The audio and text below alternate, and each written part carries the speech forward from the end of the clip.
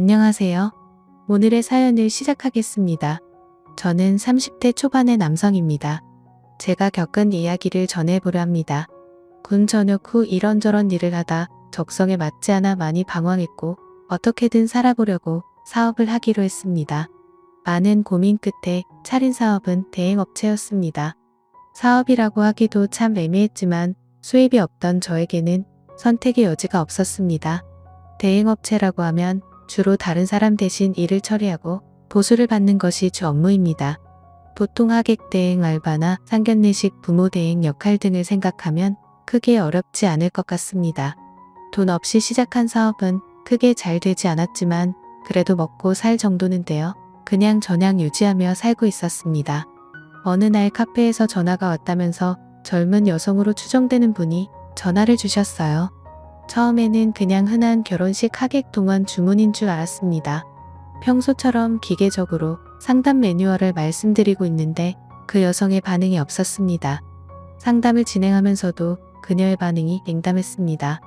말 한마디 하더니 그 여성이 끝내 본론을 말씀하셨어요. 아이에게 아빠 역할을 대신해줄 사람이 필요한데 이런 것도 가능하신가요? 처음에는 이상한 요청이라 생각했지만 결국 가능하다고 했습니다. 이런저런 정보와 예약을 잡고 누구를 보낼지 고민했습니다. 결국 제 나이도 적절했고 평일이라 예약도 없기에 직접 가기로 했습니다. 하지만 이런 아빠 대행은 처음이라 무엇을 해야 할지 고민이 많았습니다. 조금 이상한 감이 들었고요. 보통 아빠 대행은 애비가 없어 보이지 않기 위해나 당사자인 아이에게 아빠인 척 해달라는 경우가 많지 않습니다. 유치원 행사나 운동회에 불려가는 경우를 몇 번 봤었지만 이런 경우는 처음이었습니다. 애를 단순히 놀아주면 되는 일이라 생각했지만 어떤 상황이 나올지 많은 생각이 들었습니다. 사실 돌이켜보면 거절했어야 했던 것 같습니다. 약속 당일 그 여성은 집으로 와달라고 했습니다. 집에서 만나는 것은 찝찝했지만 우리 일은 항상 찝찝한 일이라는 것을 알고 있었고 그래서 그녀의 집으로 향했습니다. 집에 도착해 벨을 누르고 기다리니 모녀가 커플룩으로 흰 원피스를 입고 저를 맞이하더군요. 아이는 대략 5살쯤 되어 보였고 아이의 엄마는 저보다 3살 어린 여성분이셨습니다. 처음 보는 아저씨가 등장하자 아이는 뒷걸음질을 하며 엄마 뒤로 숨더군요. 그럴 만도 했습니다. 그러자 그 여성분이 말씀하셨습니다. 영미야 아빠잖아. 사진이랑 똑같지. 인사해야지. 뭐해? 아이는 그래도 많이 부끄러워하며 엄마 뒤에서 몸을 감추며 얼굴을 붉혔습니다. 그러자 갑자기 그 여성이 저에게 고생했다며 호응을 하였습니다. 오는데 힘들지 않았냐며 밥은 먹었냐며 지금 엄마가 껴안고 친한 척을 해주니까 아이는 저에게 다가와 다리를 감았습니다. 이런 식의 역할 대행은 해본 적이 없어서 정말 당황스러웠습니다. 이런 건 애인 대행하는 놈들이 전문인데 전 그쪽 분야가 아니라서 복잡한 감정이 들었습니다. 그냥 엄마는 삼촌인 척하러 놀아주면 될 줄 알았더만 진짜로 아빠가 되는 거였네요. 이 여자도 대책 없는 게 내가 누구일 줄 알고 애랑 단둘이는 집에 들여서 아빠 행세를 하란 건지 여자 나이가 30의 얼굴도 몸매도 상당했습니다. 요즘이 어떤 세상인데 겁대가리도 없이 이런 일을 벌였는지 걱정이 되면서 연민도 가더라고요. 저는 이 상황이 당황스러워 혼란에 빠져 있는데 아이는 연습한 노래와 율동으로 생전 처음 보는 아빠에 대한 환영식을 마무리했습니다. 정신을 차려보니 식탁에서 밥을 먹고 있었습니다. 먹는 둥 마는 둥 식사를 어설프게 했고 아이가 눈치채지 못하게 애 엄마를 안방으로 불렀습니다. 화가 나서 불었습니다. 저 아이한테 진짜 아빠인 척 하란 건가요? 그냥 하루 놀아주라면서요. 엄마 표정이 복잡해지더군요. 전 애랑 놀아줄 아빠의 역할이 필요하단 말을 그냥 애 하루 봐줄 남자가 필요하다는 의미로 이해하고 왔으니까요. 굳이 사정을 듣지 않아도 지금까지 상황을 봤을 때 뭔가 기구한 사연이 있는 것 같아 보였습니다. 아이한테 진짜 아빠인 척 능숙하게 할 자신도 없지만 뭔가 재짓는 기분이 들었습니다. 원래 일을 할 땐 내가 수행할 역할에 대해서만 듣고 끝내지 구구절절 의뢰인의 사정까지 캐묻지 않습니다. 너는 왜 인맥이 이렇게 협소하냐? 결혼식에 와줄 사람이 그렇게 없냐? 너 사기 결혼이냐? 이딴 거 절대 안 물어봅니다. 그런데 이번에 좀 알아야겠더라고요. 저의 일당 받고 가버리면 끝이지만 애는 뭐가 되냐고 물었습니다. 대답을 안 해주면 그냥 나오려고 했고요. 그러자 여자가 머뭇거리며 조심히 말을 꺼냅니다. 자기는 미혼모고 아빠는 다른 여자와 결혼했고 지금은 사고를 쳐서 복역 중이랍니다.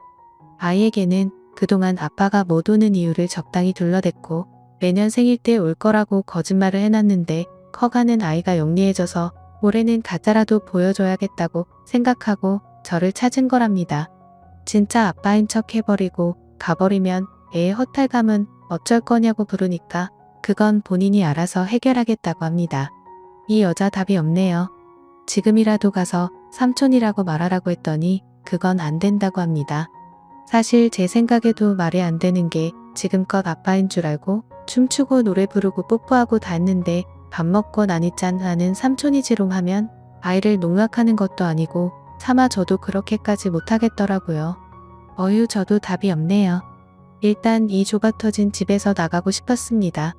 뭐랄까 숨통을 재는 기분이 들어 아이를 데리고 근처 공원으로 나갔는데 날이 너무 춥습니다. 이 아이와 어디를 가야 할지 어디에 있어야 할지 정말 못 찾겠더라고요. 어쩔 수 없이 집으로 돌아올 수밖에 없었습니다. 집에 돌아와 아이와 간단히 놀아줬습니다.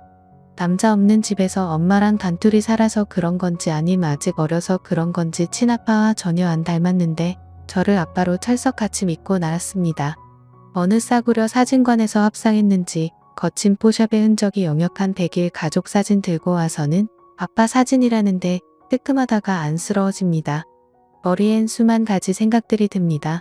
짝퉁이지만 처음 본 아빠인데 이러고 집에서 시간 낭비하는 게 맞나 그렇다고 추억을 만들어줬다가 몇 시간 후 나 퇴근해버리면 내가 겪을 후유증은 어떡하나 영미야 아빠랑 뭐 하고 싶어 이 집에 들어온 후 처음으로 애 이름 불러봤네요.